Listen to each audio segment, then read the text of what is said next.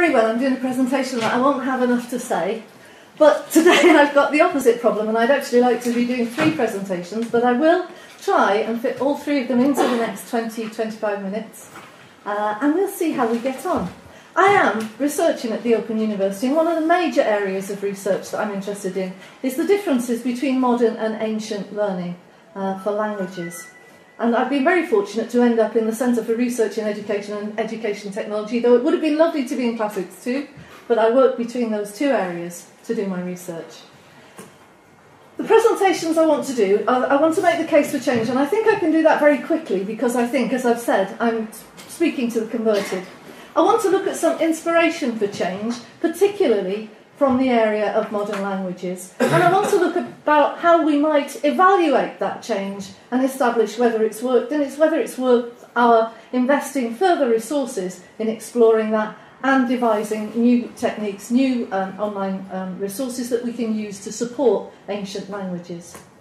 So, quickly for the cause to change, I just want us to think about, and none of this is meant to be critical, but I want us to think, ponder together, contemplate, what are we trying to achieve, what do our students achieve, and what do our students want? And the 3 questions, I haven't answered them in a particularly coherent way, but let's look at some aspects of those 3 questions very quickly. What are we trying to achieve? Well, for me, this picture says what I would have liked to achieve as a student. This is a very personal response, that I would like Janelle, over on that side, to be making a very close connection with this piece of vase painting over here, where the gentleman with the wax tablet and the stylus is still able to communicate and make a real connection with the modern people of today through their technology. So that icon has become part of my PhD, goes on my posters, but it's not all about me and what I'd like to achieve. It's also about what the universities are trying to deliver, what they think the aims of their ab initio courses are. So here, this is again based on only 13 results. These are 13 results coming in. And in fact, actually, it's on 25 results. It's 13 Latin and 12 Greek. We've got 1 blank. But we're asking here, what's most important in a series of options that we provided? There was the possibility to add something else if you didn't think, if you thought I'd missed it out. But these are how the results came back. Most important for the people who've responded so far is to give people tools to examine texts. Next, desirable linguistic competence. That's a bit difficult to define, but it's there in second place. Third, and I put this in selfishly, this is my real interest. Third, they want people to be able to read with fluency and appreciation of a text. So that doesn't mean sitting with your dictionary and hacking out the grammar. It means sitting and being able to read with fluency and make that real connection with the ancient world. At least that's how I'm interpreting it. We want to be able to understand that ancient culture, and that's the same sort of feel to it. We want to know what it was like. We want to be able to make some sort of empathetic connection with that ancient culture. Now we've reached translate into English, and beyond that, test aptitude and interest, and improve our English grammar. So those are interesting results. I'll make no further comment, but those are interesting results in terms of what we're hoping to achieve. If you want, we can see the definitions of aims later. This slide tells us what we test. So I'm having a look at what gets tested in the final exam. I will look much more closely at this when you've all sent me in your last exam paper, because everyone is going to be sending me this, and I'll do a full analysis that says how many marks we give to each of these skills that we test. But for now, all we've got is how many universities test each of those things, and you'll see that page, although the blue doesn't make a great contrast, but there's a great deal of grammar translation going on. Now, if that is part of the path to reading fluently, part of the path to examining texts, part of the fact that we want to connect with that culture, if that's leading that way, great. But I'm just putting the question before us, is what we test what we're trying to achieve? Finally, what do students achieve? And here we've got, for the first time, because I don't think Nick did ask this question in 1994, the failure rates and withdrawal rates of the universities that have been able to provide them. Not all of them could. These are the rates for Greek, and we can see that there's some places where there's quite a lot of students who are not managing, who are just not thriving. If we thought of ourselves as a team of 11 universities with all the students together, even then, there are 14% of our students who are either failing or withdrawing on that first course. The Greeks, I'm afraid, are doing rather better. Sorry about that, Latinists. But they have a composite rate of 11%, and generally speaking, are quite a bit lower, and it's that 50% that's perhaps pulling up the composite. But we have room for improvement, shall I say. I don't think these are staggeringly alarming results. I think that they would stand alongside perhaps modern language results. But there is room for more inclusivity. Yeah? So there is a gap. I've established a bit of a gap maybe there. What do the students want? Well, this is the result of a survey of my own that I did last year, when I asked Open University students, would they like more technology-based resources and activities? And I think you can see here that, yes, we have got people who really don't want to use the technology, find it hard, don't find it helpful. But we have got a vast majority, at least in the sample that I did, in the survey that I did, who strongly agree, or who agree, that yes, they would like more technology, they might like more technology available. Okay, so there's a few gaps and a bit of a case for a change, maybe, a change in the way that we deliver our teaching and a change in the way that we use technology. Okay, so the inspirations for that change, we've got lots of inspiration today. I'm going to have a quick look at modern languages. I know, and you're all going to tell me, it's not the same, we're not trying to do the same thing, and we're not trying to do the same thing. The requirements we saw earlier were to examine ancient texts, read ancient texts, translate ancient texts. I'm including the epigraphy and the coins and all that. We want to be able to get at that language, but we only have a fixed body, except for the happy event around Sappho recently. We only have a fixed body of written material, and we haven't really native speakers any longer. Whereas if we are talking about modern language, we want to be much more communicative. We want to be able to talk with, to read, to listen to people who use that as a native language. And we have a context of expanding materials and the native speaker community. So we're not trying to do the same thing, but let's have a look whether perhaps the vast body of theory that has developed for modern languages has anything to offer to us when we look at ancient languages. Because I think you will find, if you look round for theoretical literature for ancient languages, you will find 2 or 3 very good books, but not a vast body of research similar to the one that modern language has developed. So, looking at learning theories, basically, I'm going to put forward before you 3 main theories of how we learn. Behaviourism is the stimulus response, so that we will be looking at teaching people, rewarding people when they get their grammar right, rewarding people when they get their vocabulary right, and that when we say amo, they come back straight with, well, however the English is for that. So, cognitivism will, and Alison did teach me, so I do actually know what it means. Cognitivism means that we process the information that comes in. We don't just kind of condition ourselves to respond in a particular way, but we make some sort of processing of that. We're aware that we're doing that processing, and it leads to certain outcomes for us. So it's a conscious effort to process information and to learn from it. Constructivism means that we're working in a particular context and constructing our knowledge within that context, so that we're kind of trying to function in that context and make sense of things in that context, rather than particularly being taught or being conditioned in a particular way. So those are the 3 main learning theories. The theories on the nature of language. One is that it's structural. That is basically, it's coded meaning. Yeah? We've got words and they encode a meaning for us, and once we work out how to use that code, we will be able to move from one language to another. Functional theory on the nature of language tells us that we're using it to actually achieve stuff. We're wanting to use that language rather than being obsessed with picking it apart. We're wanting to be able to use that language to make stuff happen.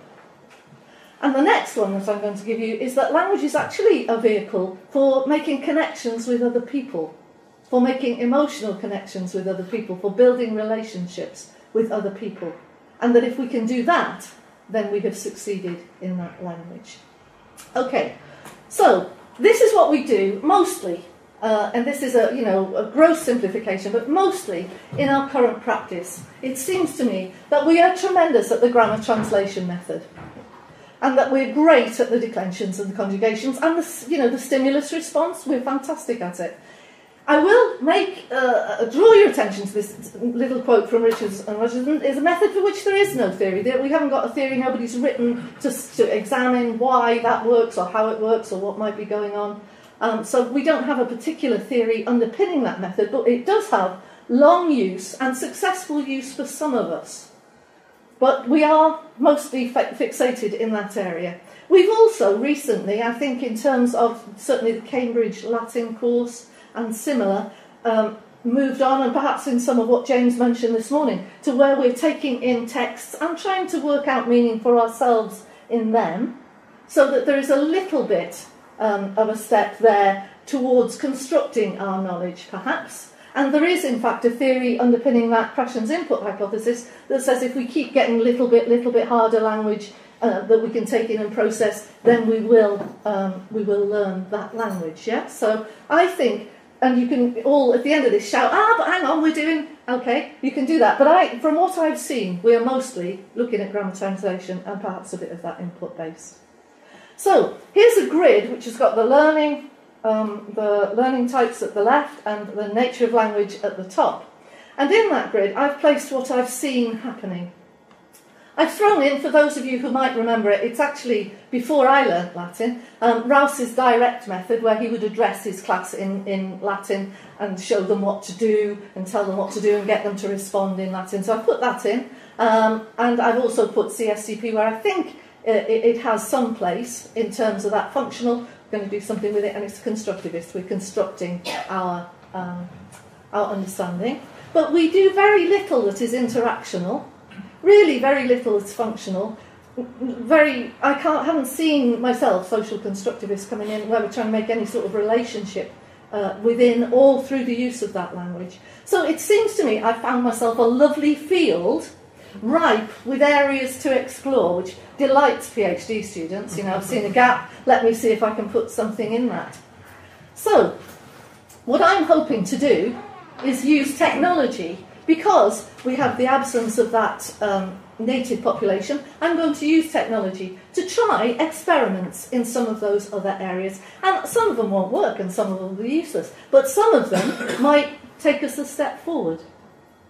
So, the three types of things that technology can do for us is to do what we're doing more efficiently, to actually enhance the way we do the same thing, and we've seen quite a lot of that this morning. That when we were seeing Nick's flashcards and Alison's drill, we can do what we're doing, we can do the grammar translation method much more interestingly perhaps, and we can improve how well our students learn that. But I would like to look at, and any of you who know me, this is a bit predictable, I would like to look at the transformational end of things. Can we actually change what we do? Because what technology lets us do, can we actually do something that's radically different? So maybe, if we look at language as interactional and learning as social constructivist, can we take some sort of communicative approach to how we're learning language? And will the technology let us communicate on forums with each other, either in Latin or about a Latin translation together? Or can we chat together in Latin? Maybe we can leave audio recordings for each other in Latin. Maybe, I think I heard Nick mention a chatbot this morning, but maybe we can have this programmed avatar or the chatbot that will talk to us and let us talk back. Maybe we can simulate a little bit of what it would be like to use those methods and a little bit of what it would be like to use Latin in its cultural context. Just a little bit. I've got another example here, which is perhaps a little bit simpler, interactional, learning constructivist. Maybe we can do something as simple as using an audio-visual approach, and here I think that the Cambridge Latin course again might be ahead of the game, with audio-visual materials where we can feel as if we're spectators at least in an environment in which Latin is the native language, and that can be supported by visual cues about what's going on, so that it's as if, not quite, but as if we were almost immersed in that language. So, graded video animations, maybe that would take us a little bit out of where I see as our current box. Okay, I want to talk to you now about how we evaluate change. How is it that we decide whether my bits of craziness, they may be, or whether my good ideas coming from modern languages might work? How are we going to do that? This is one of the ways in which I'm trying to evaluate that at the moment. I'm going to show you a website. Hopefully I'll be able to remember my password. We'll talk among yourselves in a minute. It's terrible when you have to do something under stress, isn't it? Go on, all guess.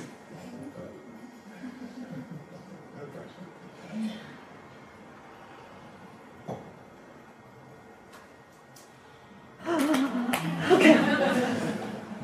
So this is a website that I've set up, and it's got on it a variety of resources. At the moment, most of the resources would fall under doing what we do now in a little bit more exciting way. Next week, I'm hoping to start launching some of the let's do things that we've never done before, but I've been trying not to frighten the horses. We only started letting people onto this site last week, and we're at the moment limited to doing what we do now in a more exciting way. So, for instance, I've got them a link to our Open University Interactive site that I think James mentioned to you this morning, where they can try out various grammar exercises there. I've also got some vocabulary recordings that I made myself there. So I don't know whether to demonstrate these to you. Maybe we'll see how much time there is at the end. But basically that... Oh, go on. You've persuaded me. Let's see if it will work. So basically all this does is it has the vocabulary for... First conjugation, verbs. Hasn't she got a lovely speaking voice? Adjuo, adjuare, adjui, adjutum. Okay, you can imagine the rest. But it carries on and it tells you the English. You can also download those sound recordings, put them on your iPad, all that nonsense, do it while you're walking the dog. So, as well as that, I've got more traditional things that I'm sure you use with your own students, the morphological tool, Whitaker's Words, and an Anki flashcard app. Look at that, what a coincidence.